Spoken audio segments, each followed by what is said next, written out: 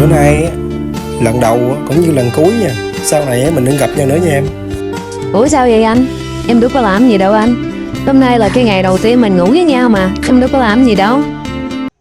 Tuy bữa nay là lần đầu mình ngủ với nhau, nhưng anh phát hiện ra con người của em quá là tham lam. Ủa trời ơi sao anh nói vậy? Em có lấy gì của anh đâu mà anh nói em tham. Thì đúng là em chưa lấy gì của anh, nhưng mà anh biết được con người của em rất là tham. Em không có lấy gì của anh. Vì em dựa vào đâu mà anh nói em tham lam chứ. Thì người ta hay nói đó, tham thì sẽ khăm. Tuy là anh chưa biết em tham hay không, nhưng anh thấy trên người của em là anh biết em là một người tham lam dữ dội lắm. Thôi anh về trước đây, sau này mình đừng gặp nhau nữa nha em.